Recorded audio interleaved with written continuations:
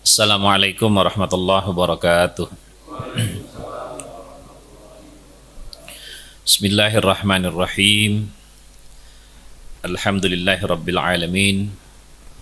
Wassalatu wassalamu ala ashrafil anbiya'i wal mursalin Sayyidina wa maulana Muhammad wa ala alihi wa ashabihi ajma'in. Amma ba'du, yaqulullah subhanahu wa ta'ala fi kitabihil karim wa huwa asdaqul qailin. A'udzu billahi minasyaitonir rajim. Bismillahirrahmanirrahim. Tabarakalladzi biyadihil mulku wa huwa ala kulli syai'in qadir. Alladzi khalaqal. Bapak-bapak, saudara-saudara, para ketua di lingkungan Parangtritis semuanya ketua. Ada ketua RT 1, RT 3, ada ketua DKM, ada ketua PSC, ada ketua Fanzis, ada ketua panitia Ramadan, dan semuanya ketua. Seperti kata Nabi kan, kullukum ra'in wa kullukum mas'ulun an ra'iyyati. Setiap kalian adalah pemimpin dan setiap pemimpin akan dimintakan pertanggungjawabannya terhadap kepemimpinannya. Saudara sekalian, saya terima kasih ke panitia yang memberikan kesempatan saya untuk silaturahmi internal nih, karena kebetulan saya juga didaulat sebagai ketua panitia Roma. Jadi mohon maaf kalau saya lebih banyak di Al-Kautsar dalam beberapa kegiatan. Marilah pada kesempatan pagi hari yang penuh berkah dan limpahan rahmat dari Allah Subhanahu wa taala, kita memanjatkan puji dan syukur kehadirat Allah Subhanahu wa taala. Kita masih diberikan nikmat sehat dan afiah iman dan Islam, masih diberi kesempatan untuk menikmati kehadiran Ramadan, menunaikan ibadah puasa, ibadah tarawih, ibadah witir, ibadah tadarus, ibadah i'tikaf, ibadah sedekah. Banyak sekali ibadah yang bisa kita lakukan di bulan suci Ramadan ini. Mudah-mudahan Allah berikan kita kesempatan untuk selesai menuntaskan ibadah kita hingga akhir Ramadan dan menggenapkan pahala kita di bulan Ramadan ini. Masyaallah hadirin lah hadirat, dalam surat Al-Mulk yang tadi dibacakan, Allah berfirman a'udzubillahi minasyaitonir rajim. Tabarakalladzi biyadihil mulku wa huwa ala kulli syai'in qadir, alladzi khalaqal mauta wal hayata liyabluwakum ayyukum ahsanu amala wa huwal azizul ghafur. Allah yang menciptakan hidup dan mati. Allah yang menciptakan, di situ disebutnya alladzi khalaqal mauta wal hayata. Allah yang menciptakan kematian dan kehidupan. Karena sebelum hidup kita tidak ada dulu, baru kemudian ada. Untuk apa? Liyabluwakum ayyukum ahsanu amala. Untuk menguji kalian. Ujiannya apa? Ayyukum ahsanu amala. Siapa di antara kalian yang paling baik amalnya? Allah tidak katakan siapa yang paling ganteng, siapa yang paling kaya, siapa yang paling pinter, siapa yang paling dermawan. Dermawan itu termasuk ahsanu amala. Siapa yang paling tinggi kedudukannya, tidak. Tapi yang Allah cari adalah ayyukum ahsanu amala. Siapa yang paling baik amalnya di bumi. Wa huwal aziz al-ghafur. Allah maha perkasa, maha gagah, maha agung, dan maha pengampun. Nah, dalam konteks itu kita renungkan kembali kehadiran kita sebagai hamba Allah di bumi ini yang sementara. Kita sudah beberapa puluh tahun menjalani hidup ini dan kita sadar betul bahwa kehidupan kita sementara. Dan Allah menciptakan kita sebagai hamba. Banyak sekali identitas yang Allah berikan kepada kita. Kita ciptakan sebagai hamba Allah. Wa ma khalaqtul jinna wal insa illa liya'budun. Allah tidak menciptakan jin dan manusia kecuali untuk menghambakan diri kepada Allah, untuk menyembah Allah. Para ulama mendefinisikan liya'budun, menyembah, beribadah. Itu kan ada yang ibadah mahdhah, ada ibadah ghairu mahdhah. Jadi sejatinya semua pekerjaan kita, semua aktivitas kita, apapun yang kita lakukan itu bisa itu artinya potentially bernilai ibadah. Ada sebuah ungkapan dalam kitab Ta'limul Muta'allim dikatakan, kam min amalin yatasawwaru bisurati amal dunya fayasiru amal al-akhirati bi husnin niyah, wa kam min amalin yatasawwaru bi surati amal al-akhirah fayasiru amal ad-dunya bi su'in niyah. Berapa banyak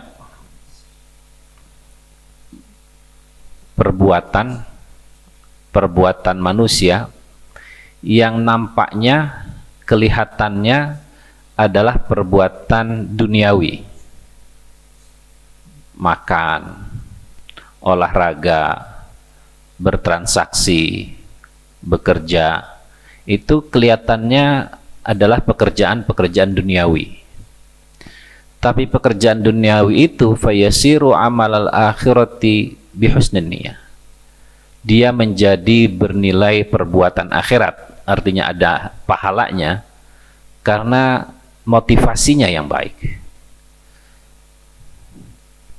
Makan bukan untuk, kalau sekarang kan makan untuk tujuannya untuk dipublish. Sebelum makan bukan baca doa dulu tapi difoto dulu untuk di-share. Kita makan karena mensyukuri nikmat Allah, dan kita makan supaya kita mendapat energi dari apa yang kita makan untuk beribadah kepada Allah. Makan yang bisa saja dia mubah menjadi berpahala karena husnul niyah. Olahraga yang baik-baik saja bisa positif, bisa negatif, bisa berdosa, bisa berpahala, bisa biasa saja. Tapi dengan niat kita ingin bugar sebagai rasa syukur kepada Allah, dengan niat kalau kita bugar maka ibadah kita akan lebih baik, maka kita olahraga untuk menjaga kebugaran sebagai rasa syukur kepada Allah yang menganugerahkan kita fisik yang lengkap, yang sempurna. Lalu kalau kita sudah bugar, kita bisa beribadah dengan baik kepada Allah, dia menjadi bernilai pahala. Kita traveling bisa bernilai pahala. Jadi betapa banyak perbuatan yang sesungguhnya, yang nampaknya perbuatan-perbuatan keeliat duniawi saja. Begitu juga bekerja itu seolah-olah itu perbuatan duniawi. Kita ngerjakan proyek, kontrak dengan klien, atau kita kerja di kantor atas perintah atasan, itu sepertinya pekerjaan duniawi saja. Tapi ketika kita niatkan bekerja itu sebagai ikhtiar untuk menjemput rezeki Allah, sebagai rasa syukur karena Allah berikan kita ilmu, Allah berikan kemampuan, dan dengan rezeki itu kita bisa bersedekah, kita bisa membantu orang, dan kita terutama bisa menafkahi keluarga kita, itu bisa bernilai ibadah. Tetapi sebaliknya, wa kam min amalin yatasawwaru bi surati amal al-akhirah fayasiru amal ad-dunya bisu'in niyah. Betapa banyak pekerjaan yang nampaknya, zahirnya, kelihatannya perbuatan itu bersifat ukhrawi, tapi dia hanya menjadi amal duniawi saja karena salah motivasi. Kita sholat, hadir berjamaah, motivasinya apa? Kita membayar zakat, zakat itu kewajiban. Tapi ketika membayar zakat, undang wartawan, konferensi pers, bagi-bagi, diliput untuk supaya orang tahu nanti ketika pilkada kita bisa dipilih, itu bayar zakatnya jangan-jangan bukan untuk ibadah. kita menyantuni anak yatim, kita melakukan sholat sunnah, kita melakukan ibadah haji, kita melakukan ibadah umroh, yang itu nampaknya zahirnya adalah perbuatan ukhrawi, sepertinya ibadah. Tapi kalau motivasinya jelek, motivasinya tidak baik, dia tidak bernilai ibadah. Dia hanya menjadi perbuatan duniawi saja. Bahkan kan Allah bahkan Nabi mengatakan, kam min shaimin laisa lahu min siyamihi illal ju' wal atash. Betapa banyak orang yang puasa itu ibadah. Kata Allah, puasa itu untukku, dan Allah akan membalas langsung orang yang berpuasa. Tapi kam min shaimin laisa lahu min siyamihi illal ju' wal atash. Berapa banyak orang yang berpuasa tapi yang dia peroleh dari puasa itu bukan pahala, hanya lapar dan dahaga saja. Nah, itu semua adalah ujian bahwa tugas kita beribadah, banyak kesempatan kita untuk melakukan aktivitas yang bernilai ibadah, tapi banyak juga kita harus hati-hati aktivitas ibadah kita yang tidak bernilai di sisi Allah Subhanahu wa Ta'ala. Ada yang mengatakan, ulama ada yang bilang, kita memang harus husnuzon kepada Allah. Husnuzon kepada Allah. Pada kesempatan yang lain saya pernah menyampaikan mengapa kita berdoa husnuzon kepada Allah. Itu adalah tanda bukti kedekatan kita kepada Allah. Pada ulama mengatakan, saya akan senang luar biasa, bersyukur luar biasa kalau saya tahu ada satu saja amal saya yang benar-benar diterima oleh Allah Subhanahu wa Ta'ala. Kalau saya sadar, saya tahu, saya bisa meyakini, memastikan ada satu saja amal saya yang diterima oleh Allah Subhanahu wa Ta'ala. Jadi kita memang harus hati-hati dengan amal kita, termasuk motivasi kita dalam beramal. Nah, Allah ciptakan kita untuk menjadi hambanya, itu satu identitas. Tapi Allah ciptakan kita juga sebagai khalifah di bumi ini. Wa idh qala lil malaikati inni ja'ilun fil ardi khalifah. Ketika Allah mengatakan kepada malaikat bahwa Allah menciptakan di bumi ini khalifah, pengelola. Khalifah itu kan macam-macam maknanya. Dari khalfah itu orang yang datang kemudian. Makanya Sayyidina Abu Bakar As-Siddiq, Sayyidina Umar Ibn Khattab, Sayyidina Uthman Ibn Affan disebut khalifah. Khalifahnya disebut khalifatu Rasulillah. Jadi yang namanya Abu Bakar itu khalifatu Rasulillah, pengganti Rasulullah. Al-Khalifah al-Ula Sayyiduna Abi Bakar As-Siddiq. Khalifah Sayyiduna Abu Bakar As-Siddiq. Khalifah yang pertama itu artinya khalifah sebagai orang yang menggantikan. Khalf itu ada orang yang bilang, jadi kalau ada orang di depan, ada seseorang berdiri yang di depannya itu disebut amam, makanya kalau orang yang memimpin sholat disebut imam. Orang yang di belakang itu disebut dengan khalf, orang yang ada di belakang. Nah, khalifah orang yang menggantikan atau yang berada setelah Rasulullah. Manusia di bumi sebagai khalifah, pengganti Allah dalam mengelola bumi ini.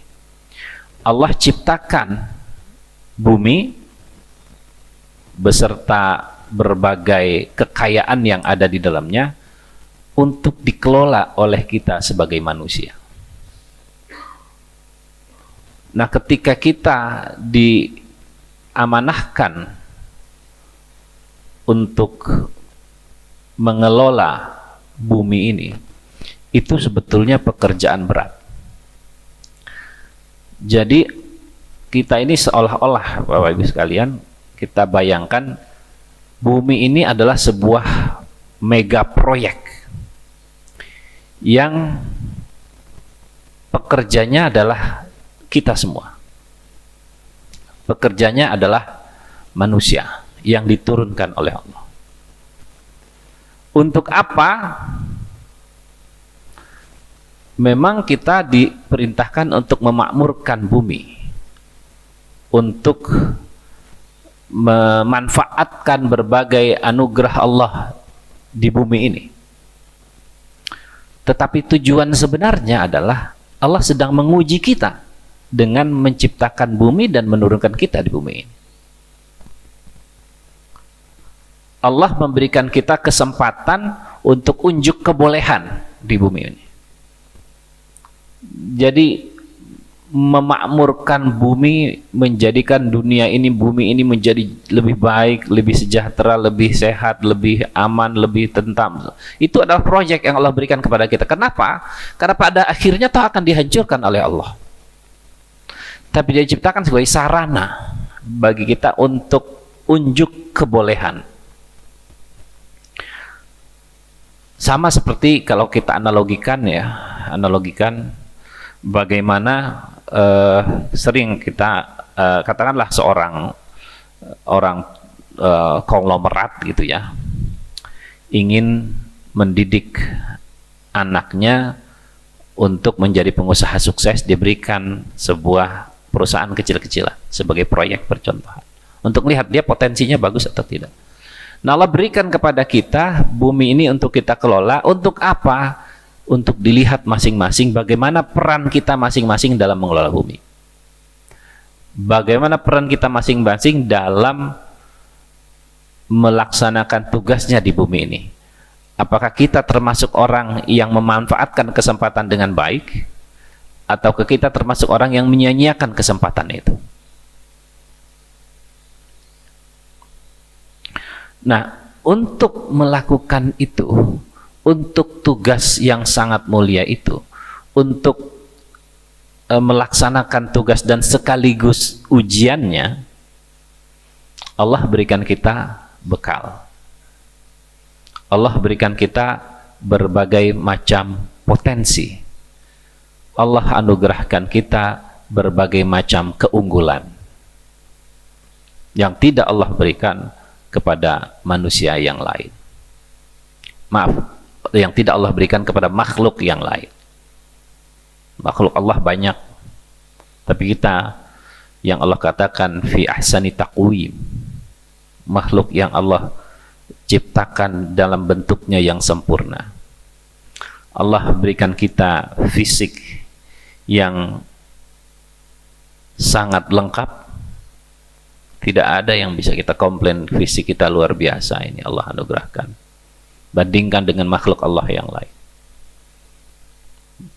Dengan fisik itu Allah lengkapi kita dengan nafsu, dengan hawa, dengan keinginan. Dengan nafsu itu kita bisa berketurunan. Dengan nafsu itu kita mencintai hal-hal yang baik. Dengan nafsu itu kita bisa maju, kita bisa menjadi orang kaya, kita bisa menjadi orang yang penampilannya rapi. Dengan nafsu itu manusia menciptakan berbagai macam teknologi luar biasa. Allah lengkapi kita juga dengan akal, dengan pikiran untuk mengembangkan diri, mengembangkan potensi diri, dan Allah lengkapi kita dengan jiwa yang lengkap. Ada jiwa itu ada akalnya, ada nafsunya. Nah, masyaallah hadirin wal hadirat, Allah ciptakan dengan kelengkapan itu. Kita mulai tumbuh dari fisik ya. Orang lihat fisik dulu. Allah ciptakan fisik kita, jasad kita. Jasad kita perlu makanan, perlu hidangan, perlu ghidha. Dalam bahasa Arab itu ghidha. Ghidha itu makanan, makanan fisik. Makanan fisik kita, apa yang kita makan sehari-hari, yang kita konsumsi untuk supaya fisik kita ini tumbuh, untuk supaya fisik kita ini sehat, untuk supaya kita tetap bisa beraktivitas. Allah bekali itu, ada di bumi. Jadi yang kita butuhkan untuk membuat fisik kita tumbuh, berkembang, tetap sehat, Allah berikan ada di bumi. Allah suruh kita kelola untuk kita manfaatkan supaya fisik kita tumbuh. banyak sekali anugerah Allah untuk membuat fisik kita tumbuh dan sehat. Bahkan sekarang kan luar biasa, makanan, suplemen, vitamin, obat-obatan, semua Allah anugerahkan supaya kita menjaga fisik kita. Nah, yang kedua, Allah lengkapi kita dengan ruh, jiwa. Ada akal, ada nafs yang kadang membawa kita kepada kebaikan, yang kadang membawa kita kepada hal-hal yang tidak baik. Tergantung bagaimana kita mengelola jiwa ini. Jiwa kita, ruh kita perlu juga makanan. Jiwa kita, ruh kita perlu juga ghidha'ur ruh. Nah, menariknya, ma'asyiral hadirin, kalau makanan jasad kita, makanan fisik kita itu adalah makanan yang kita makan sehari-hari, makanan ruh kita, makanan jiwa kita itu antara lain justru dengan meninggalkan makanan itu. Puasa itu adalah salah satu bentuk ghidha'ur ruh. Kita sedang memberikan makan kepada jiwa kita, memberikan makan kepada hati kita, kepada jiwa kita. Termasuk berbagai ibadah yang kita lakukan di bulan suci Ramadan, itu semua adalah asupan nutrisi untuk jiwa kita. Begitulah mengapa Ramadan dianggap sebagai bulan yang mulia, bulan yang penuh dengan keberkahan, bulan yang penuh dengan anugerah. Karena di bulan itu hebatnya ya, apalagi di Indonesia nih, di negara lain juga terjadi, kita lihat. Di Indonesia berbagai macam makanan untuk jasad itu ada di bulan Ramadan. Menariknya kan begitu. Ramadan itu kita disuruh berpuasa, mengurangi makan dan minum. Tetapi di Ramadan itulah kekayaan makanan itu justru keluar, yang tidak ada di bulan lain. Timun suri itu nggak ada di bulan lain, adanya di bulan Ramadan. Kolak itu jarang-jarang ada di bulan lain, ada di bulan Ramadan. Kita sebut aja makanan fisik itu yang banyak sekali tidak ada di bulan lain, tapi ada di bulan Ramadan. Padahal Ramadan kita disuruh mengurangi makan, tapi anehnya jenis makanannya makin banyak yang ada di bulan Ramadan. Begitu juga ghidha'ur ruh, makanan jiwa kita itu banyak sekali terhidang di bulan Ramadan. Jarang kita kalau ke masjid itu datang ke masjid lalu niat duduk i'tikaf. Padahal banyak kesempatan kita datang ke masjid, berdiam berlama-lama di masjid, kita lupa untuk i'tikaf, niat i'tikaf. Tapi Ramadan mengingatkan kita, ini waktunya i'tikaf. Kita i'tikaf di masjid. Kita punya Al-Quran di rumah, sering lupa kita baca kalau di luar Ramadan. Tapi Ramadan mengingatkan kita untuk baca Al-Quran. Ramadan memberikan kesempatan kita untuk ngaji lebih banyak lagi. Ramadan memberikan kesempatan kita untuk bersedekah. Yang mungkin kita lakukan di bulan lain, tapi Ramadan lebih banyak lagi kita bersedekah. Banyak kan kita yang zakat mal itu, Bapak Ibu sekalian, zakat mal pun tidak harus diberikan di bulan Ramadan, tidak harus. Bisa kapan saja. Apalagi kalau kita yang percaya, bukan percaya, kita yang menganggap zakat profesi itu adalah bagian dari zakat mal. Ini ikhtilaf. Ada yang zakat mal itu tahunan, ada yang zakat profesi itu bisa bulanan. Tapi bisa di bulan apa saja. Tapi banyak kita yang menunggu menghitungnya itu di bulan Ramadan. Kalau zakat mal, harta kita kan harus dihitung, ada nisabnya, ada haulnya. Jadi kita ada kewajiban zakat mal tergantung nisab. Nisab itu ukuran berapa banyak harta yang kita miliki, yang kita simpan. Itu nisab. Kalau sudah sampai nisab, maka kelebihan dari nisab itu kita harus keluarkan. Zakatnya 2,5%. Ada haul. Haul itu artinya hitungan 1 tahun. Jadi kalau kita punya simpenan, katakanlah Bapak ada yang punya emas batangan atau deposito, itu belum 1 tahun, itu belum wajib dikeluarkan zakatnya. Baru wajib kalau sudah genap 1 tahun, itu namanya haul. Nah, zakat itu udah haulnya. Nah, sering banyak di antara kita yang menjadikan haul itu di Ramadan. Supaya apa? Pertama, mudah diingat. Kedua, kalau kita mengeluarkan di bulan Ramadan, kan kita yakin pahalanya akan lebih banyak lagi, berlimpah lagi. Jadi banyak sekali ghidha'ur ruh, kesempatan kita beribadah untuk mengasah jiwa kita, mengasah roh kita di bulan Ramadan ini. Itulah makanya kita bersyukur sekali dengan Ramadan, dan kita akan sedih dengan kepergian Ramadan.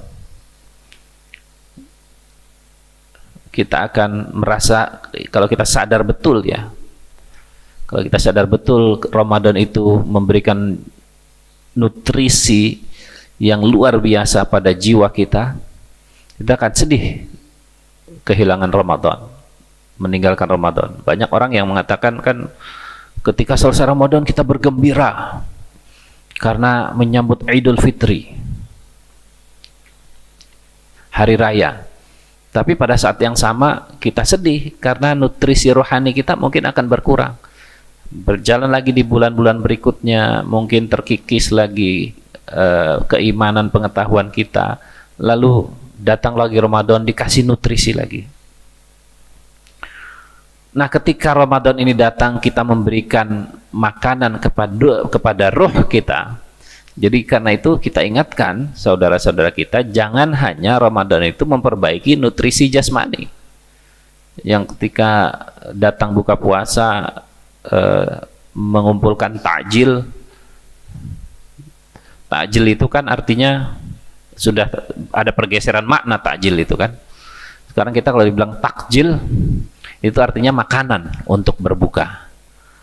Padahal takjil itu arti harfiahnya adalah menyegerakan berbuka.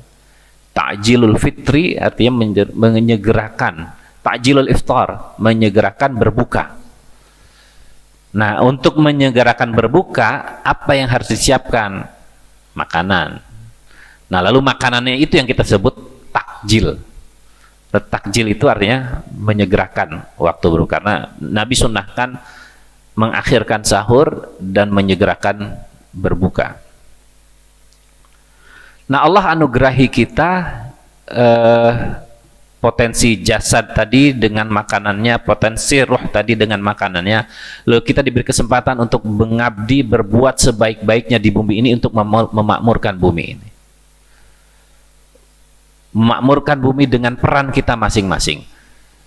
Dan di akhir nanti kita kembali ke ayat yang awal dikatakan liyabluwakum ayyukum ahsanu amala. Jadi ketika kita sama-sama bekerja sama untuk mengerjakan proyek besar di bumi ini dengan peran kita masing-masing, bumi ini akan berjalan terus, proyeknya akan jalan terus, tapi orangnya ganti-ganti. Kita meneruskan orang yang sebelum kita, ketika kita tiada ada orang yang meneruskan kita, dan seterusnya. Lalu ketika selesai tugas kita, dilihat apa amal kita. Jadi bumi ini adalah proyek untuk Allah uji kita. Allah berikan kesempatan kita untuk berbuat semau kita, tapi Allah berikan potensi. Fa'alhamaha fujuraha wa taqwaha. Allah berikan potensi itu, potensi kebaikan dan potensi keburukan. Lalu setelah selesai, Allah ciptakan kematian liyabluwakum ayyukum ahsanu amala. Nah, Ramadan ini mendidik kita betul-betul, Bapak Ibu sekalian. Jangan sampai kalau kita analogikan dengan makanan jasad, makanan fisik, ada istilahnya malnutrisi, kekurangan nutrisi atau kesalahan nutrisi kepada jasad kita. kepada fisik kita. Kalau anak kecil malnutrisi sekarang istilahnya sedang gencar-gencar diperangi adalah stunting. Kalau anak-anak malnutrisi akibatnya stunting, pertumbuhannya tidak baik. Begitu juga roh kita. Jangan sampai roh kita tuh stunting juga. Kalau salah nutrisi, salah ghidha, salah makanan yang diberikan kepada roh kita. Karena kan sekarang kesempatan untuk memberikan nutrisi kepada roh kita itu banyak sekali. Banyak sekali. Dari grup WhatsApp saja. Grup WhatsApp itu nutrisi itu. Ada nutrisi yang bergizi, ada yang nutrisi yang berbahaya. Ini kira-kira bermanfaat atau tidak? Kita baca semua. Atau kita share. Padahal belum tentu bermanfaat. Mungkin ada yang bermanfaat, ada yang tidak. Nah, kita harus pastikan bahwa ghidha yang masuk ke dalam ruh kita, kepada jiwa kita, makanan yang kita konsumsi untuk, kalau kita jasad kita pilih konsumsinya. Orang sekarang itu kan punya kenal berbagai macam diet ya, supaya jasadnya sehat, fisiknya kuat, dan nutrisinya dipilih supaya sehat terus. Nah, kita juga harus diet dengan makanan yang kita berikan kepada roh kita, kepada jiwa kita. Informasinya kita seleksi, hanya informasi yang baik kita berikan. Kegiatan-kegiatan kita seleksi, hanya kegiatan-kegiatan yang baik kita lakukan. Dan Ramadan ini betul-betul memberikan kesempatan kita untuk menyeleksi itu. Nah, namun demikian ma'asyiral hadirin dan hadirat sekalian, berbagai macam ibadah yang kita lakukan di bulan suci Ramadan harus kita pastikan bahwa ibadah-ibadah itu betul-betul memberikan nutrisi kepada jiwa kita, betul-betul memberikan ghidha yang benar kepada jiwa kita. Karena banyak orang yang tadi katakan di awal seolah-olah beribadah tapi sejatinya tidak beribadah, seolah-olah sedang mengabdi Allah, dia bukan sedang mengabdi Allah. Bagaimana kita tahu itu? Kita lihat sebagai dampak dari ibadah yang kita lakukan. Apakah ibadah-ibadah itu menjadikan kita merasa semakin dekat dengan Allah atau tidak? Apakah dengan ibadah-ibadah itu kita merasa semakin baik dengan orang lain atau tidak? Godaannya, Bapak Ibu sekalian, kadang-kadang karena kita merasa sudah melaksanakan ibadah, melaksanakan perintah Allah, lalu godaannya tuh kita ingin menilai orang lain dengan ibadah yang kita lakukan. Saya dong nyumbangnya 100 juta, ya, sebelah itu lebih kaya dari saya, nyumbangnya gak seberapa. Ada godaan itu. Saya dong ke masjid paling dulu terus, ini rumahnya dekat masjid nggak pernah. Saya dong. Nah, ada godaan-godaan itu yang khawatir sekali membuat nutrisinya itu nggak masuk ke jiwa kita. Itu bukan malah membuat positif, tapi membuat negatif. Nah, ukurannya ketika kita lihat apakah ghidha'ur ruh kita, makanan yang kita ingin berikan kepada jiwa kita, betul-betul menjadi nutrisi atau malah meracuni, membuat kita semakin baik atau tidak. Apakah kita semakin dekat dengan Allah? Apakah kita semakin berprasangka baik dengan Allah? Apakah diri kita menjadi semakin baik? Ukuran diri kita semakin baik itu bukan orang lain, tapi ukuran diri kita semakin baik itu adalah diri kita sebelumnya. Apakah kita ada perbaikan dari kemampuan itu? Boleh saja kita melihat orang lain yang ibadahnya banyak, kemudian kita merasa iri, kita ingin mengejar ibadah seperti orang itu. Tapi ukuran kita sebaiknya adalah diri kita sebelumnya. Apakah ada peningkatan tidak? Ibadah kita, niat kita, sedekah kita, apakah ada peningkatan gitu? Roh kita, jiwa kita menjadi lebih baik dengan ridha'ur roh itu kalau kita merasakan bahwa ada peningkatan dalam diri kita. Apakah ada kesadaran atau tidak bahwa kita sudah melakukan kesalahan? Kalau ada kesadaran kita melakukan kesalahan, tentu saja ma'asyarul hadirin, ini sering saya sampaikan, tidak usah terlalu khawatir berlebihan kalau kita melakukan kesalahan, karena Allah berikan kita kesempatan untuk salah. Allah berikan kita kesempatan untuk salah, dan Allah sudah mengajarkan kita untuk, ini saya dengar dari Gus Baha, ini anugerah luar biasa ini. Allah memberikan contoh, memberikan anugerah kepada kita untuk berbuat salah sebelum kita melakukannya. Apa itu? Di akhir surat Al-Baqarah ada doa yang mengatakan, Rabbana la tu'akhidna in nasina au akhtana. Itu tuh udah dikasih benteng itu tuh. Rabbana la tu'akhidna, ya Allah jangan engkau hukum kami in nasina au akhtana, kalau kami lupa atau kami salah. Jadi ya artinya bukan berarti kita harus berbangga dengan kesalahan, tentu saja tidak, tapi jangan terlalu khawatir kalau berbuat salah. Orang yang berbuat salah kemudian menyadari kesalahan itu, perbaiki diri.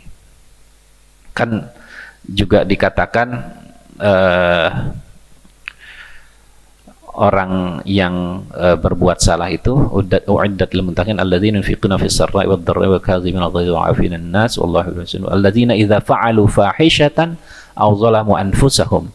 Ciri orang yang bertakwa itu adalah walladzina idza fa'alu fahishatan, orang yang kalau berbuat fahisyah yang tidak baik, aw zalamu anfusahum, menzolimi dirinya sendiri. Zalim pada diri sendiri itu artinya berbuat dosa. Ya, orang muttaqin itu bukan orang yang tidak pernah berbuat dosa. Kita ini potensial sekali, setiap hari ada saja perbuatan dosa yang kita lakukan. Tapi yang penting adalah idza fa'alu fahishatan aw zalamu anfusahum dzakarullah fastaghfiru lidzunubihim.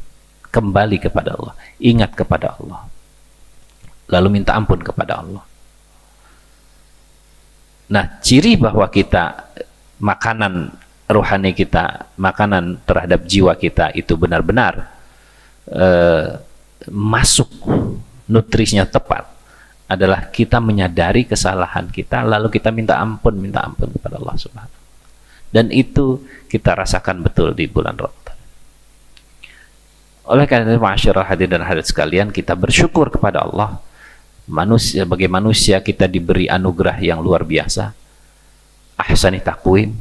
Kita bersyukur kepada Allah sebagai umat Islam, kita diberikan anugerah untuk memahami nutrisi untuk jasad kita, diberi kesempatan untuk mengembangkan potensi diri untuk nutrisi rohani, nutrisi jiwa kita.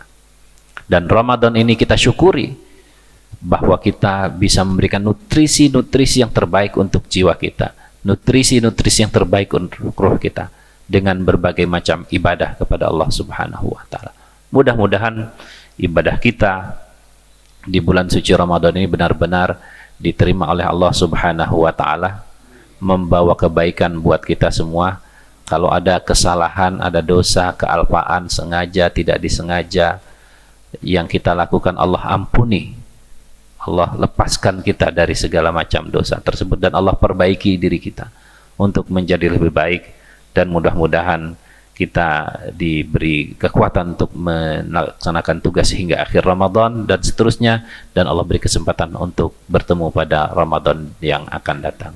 Inilah yang bisa saya sampaikan pada kesempatan pagi hari ini sebagai media untuk silaturahmi dengan Bapak-bapak dan saudara sekalian. Lebihnya semua yang positif dari Allah Subhanahu wa Ta'ala. Kekurangannya jangan lihat kekurangan saya pribadi sebagai tetangga, mungkin Bapak Ibu melihat banyak sekali kekurangan saya, tapi ambillah yang positif yang bisa diambil, dan kekurangannya saya mohon maaf yang sebesar-besarnya. Usikum wa nafsi bitaqwallah. Wassalamualaikum warahmatullahi wabarakatuh.